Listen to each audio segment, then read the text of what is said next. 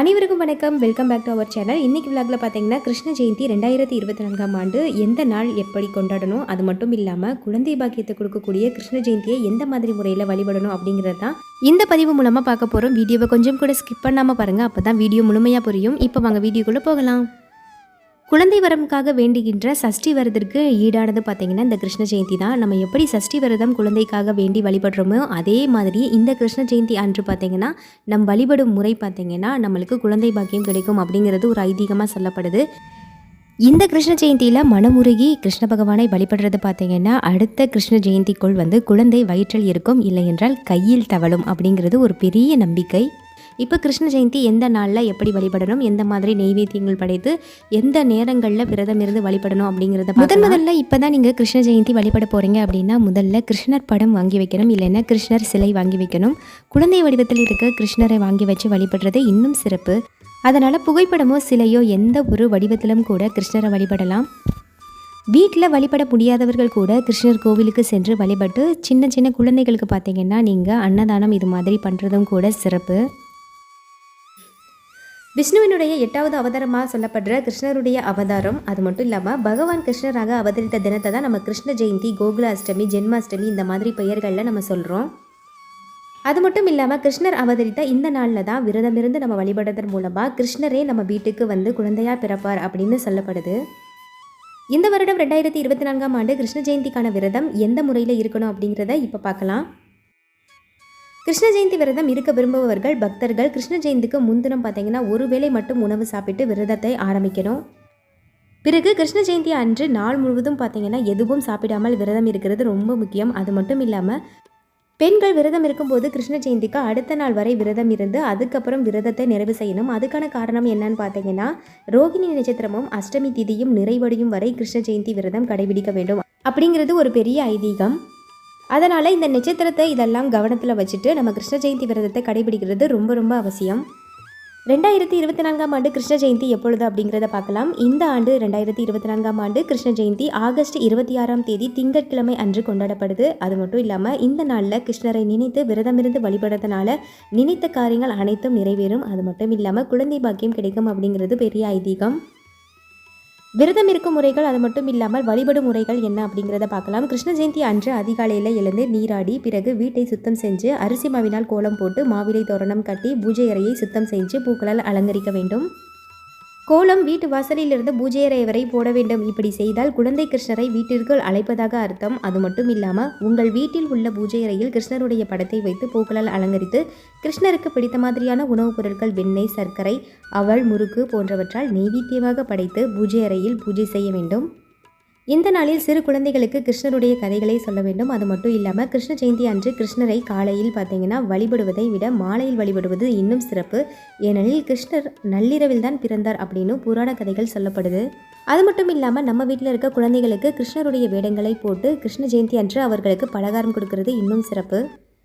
2024ஆம் ஆண்டு கிருஷ்ண ஜெயந்தி விரத பலன்கள். கிருஷ்ண ஜெயந்தி அன்று விரதமிருந்து கிருஷ்ணரை குழந்தையாக நினைத்து வழிபட வேண்டும். அந்த நாளில் விரதமிருந்து வழிபடுபவர்களுக்கு செல்வ வளம், மகாலட்சுமி பரிபூர்ணமாக அருள் கிடைக்கும்.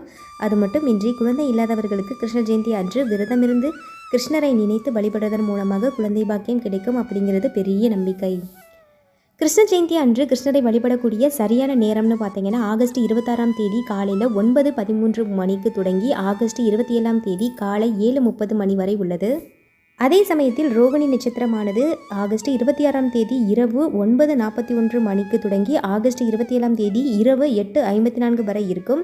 ரோகிணி நட்சத்திரமும் அஷ்டமி திதியும் இணைந்து வரும் நேரம் இரவு நேரம் என்பதனால் அது கிருஷ்ணர் அவதரித்த நாளாக கருதப்படுகிறது. மேலும் ஆகஸ்ட் 26ஆம் தேதி மாலை வேளையில் கிருஷ்ண ஜெயந்தி வழிபாடு செய்கிறதன் மூலமாக இந்த நேரம் பார்த்திங்கன்னா உகந்த நேரம். அதனால் கிருஷ்ண ஜெயந்தி மாலை நேரங்களில் வழிபடுவது இன்னும் சிறப்பு.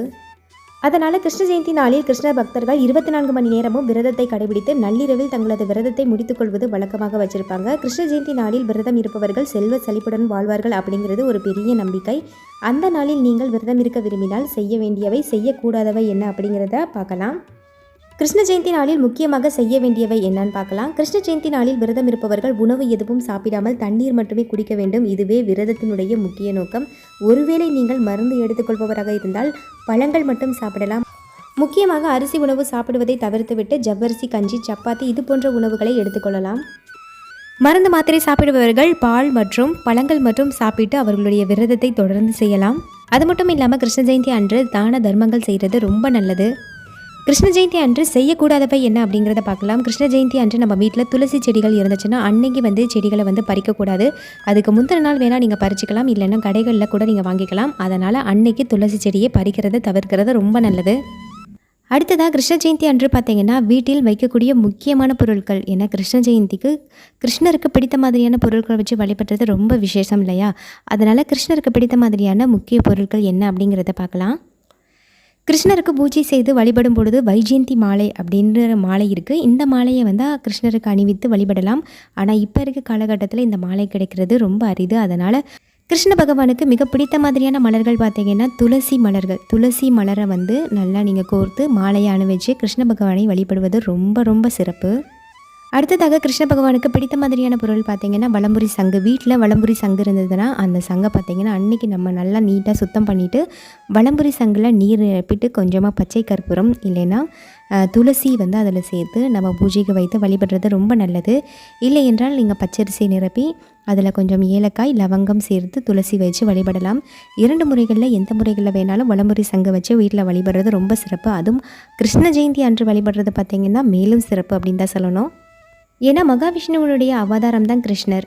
அதனால் மகாவிஷ்ணுவனுடைய மனைவி பார்த்திங்கன்னா லட்சுமி தாயார் சங்குவில் வாசம் செய்கிறாங்க அப்படிங்கிறது சாஸ்திரம் சொல்லுது. அதனால் சங்கு வைத்து வழிபடுறது பார்த்திங்கன்னா மகாலட்சுமி தாயாருடைய அருளும் அது மட்டும் இல்லாமல் கிருஷ்ண பகவானுடைய அருளும் பரிபூர்ணமாக கிடைக்கும். இந்த மாதிரி வைத்து வழிபடுறதுனால வீட்டில் பணவரவும் அதிகரிக்கும் அப்படின்னு சொல்லப்படுது. அடுத்ததாக பார்த்திங்கன்னா கிருஷ்ண ஜெயந்தி அன்றைக்கி வைக்கக்கூடிய மிக முக்கியமான பொருட்கள் மயில் இறகு. மயில் இறகு இருந்தால் அதை நல்லா சுத்தப்படுத்திட்டு அன்னைக்கு பூஜை அறையில் வைத்து வழிபடுங்கள். இல்லை என்றால் அன்னைக்கு பூஜை அறைக்கு வாங்குறதுக்கு புதிதாக மயில் இறகு வாங்கி வச்சு வழிபடுறது இன்னும் சிறப்பு. ஏன்னா மயில் இறகு பார்த்திங்கன்னா கிருஷ்ண பகவானுக்கு பிடித்த மாதிரியான ஒரு பொருள். அந்த பொருள் வச்சு வழிபடுறது பார்த்திங்கன்னா இன்னும் சிறப்பு. அது மட்டும் இல்லாமல் மயில் இறகு வீட்டில் வச்சுருக்கனால எந்த ஒரு தீய சக்திகளும் அண்டாது. அது மட்டும் இல்லாமல் தேவையில்லாத சண்டை சச்சரவுகள் வராது அப்படின்னு சொல்லப்படுது. அது மட்டும் இல்லாமல் ஜாதகத்தில் சொல்லப்படுற கால சர்ப்ப தோஷம் அப்படிங்கிற தோஷம் பார்த்திங்கன்னா மயிலிறகு வீட்டில் வைக்கிறதுனால விலகும் அப்படின்னு சொல்லப்படுது. அதனால் கிருஷ்ண ஜெயந்தியில் மிக முக்கியமாக வழிபடக்கூடிய ஒரு பொருளில் பார்த்திங்கன்னா மயிலிறகும் ஒன்று தான்.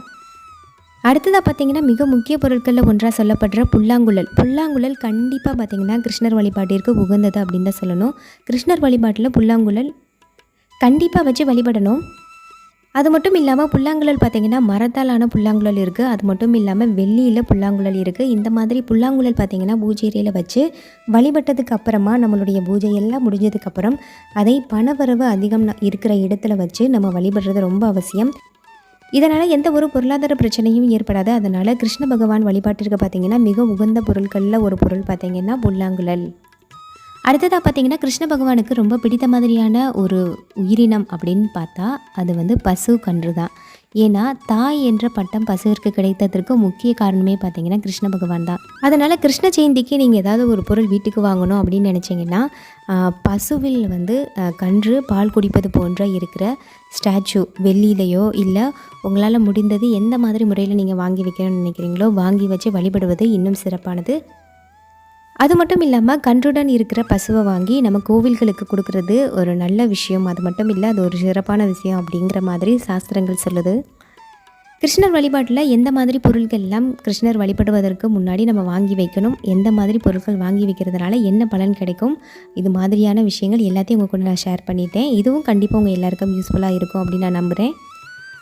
அதோடு சேர்த்து நீங்கள் என்ன மாதிரி நெய்வேத்தியம் வச்சாலும் சரி பால் சம்மந்தப்பட்ட நெய்வேத்தியம் வைக்கிறது ரொம்ப சிறப்பு. பால், வெண்ணெய் இது மாதிரி பொருட்கள் வைக்கிறது ரொம்ப ரொம்ப சிறப்பு. ஏன்னா வெண்ணெய் அப்படிங்கிறது கிருஷ்ணருக்கு ரொம்ப பிடித்த மாதிரியான ஒரு நெய்வேத்தியம். அதனால் கண்டிப்பாக வெண்ணெய் இருக்கிற மாதிரி பார்த்துக்கோங்க. அது மட்டும் இல்லாமல் கிருஷ்ண ஜெயந்தி அன்று பார்த்திங்கன்னா பாதக்கோலம் கிருஷ்ணருடைய கால் வச்சு பார்த்திங்கன்னா வீட்டு வாசல்லேருந்து பூஜை அறை வரை இருக்கிற மாதிரி பாதச்சம் வரைகிறது ரொம்ப நல்லது. இந்த கிருஷ்ணருடைய பாதச்சம் பார்த்திங்கன்னா அரிசி மாவு கோலத்தில் போடுறது இன்னும் சிறப்பு. அதனால் அரிசி மாவில் கோலம் போடுங்க. இந்த மாதிரி முறைகளை பின்பற்றி கிருஷ்ண ஜெயந்தி அன்று நம்ம என்ன முறைகளில் வழிபடணும் அப்படிங்கிறத நீங்கள் தெரிஞ்சிருப்பீங்க. அது மட்டும் இல்லாமல் கிருஷ்ண ஜெயந்தி அன்று அருகில் இருக்க குழந்தைகளுக்கு பார்த்திங்கன்னா வீட்டுக்கு அழைச்சி அவங்கள குழந்தை கிருஷ்ணராக பாவித்து அவங்களுக்கு பார்த்திங்கன்னா பலகாரங்கள் எல்லாம் கொடுக்கறது ரொம்ப நல்லது. அதனால் அழகான கிருஷ்ண ஜெயந்தி நாட்களை பார்த்தீங்கன்னா தவற விடாமல் குழந்தை பாக்கியம் வேண்டி வழிபடுறவங்க அழகாக கிருஷ்ண ஜெயந்தி அன்று வழிபட்டு அவங்களுடைய வாழ்வை வளம் பெறுறதுக்கு நல்லபடியாக வந்து வழிபாடு செய்யுங்க. கிருஷ்ண ஜெயந்தி அன்றைக்கு என்னென்ன முறையில் வழிபடணும், என்ன மாதிரி நெய்வேத்தியம் வைக்கணும், வழிபடுவதற்கான சரியான நேரம், அது மட்டும் இல்லாமல் என்ன மாதிரி முறையில் வழிபடணும் அப்படிங்கிறது எல்லாத்தையும் டீட்டெயிலாக அவங்க கூட ஷேர் பண்ணியிருக்கேன். கண்டிப்பாக அவங்க எல்லாருக்கும் வந்து இந்த வீடியோ பயனுள்ளதாக இருக்கும் அப்படின்னு நான் நம்புகிறேன். இந்த வீடியோ பிடிச்சிருந்தா மறக்காமல் வீடியோக்கு ஒரு லைக் பண்ணிவிட்டு மறக்காமல் சேனலையும் சப்ஸ்கிரைப் பண்ணிக்கோங்க. தேங்க்ஸ் ஃபார் வாட்சிங். நன்றி, வணக்கம்.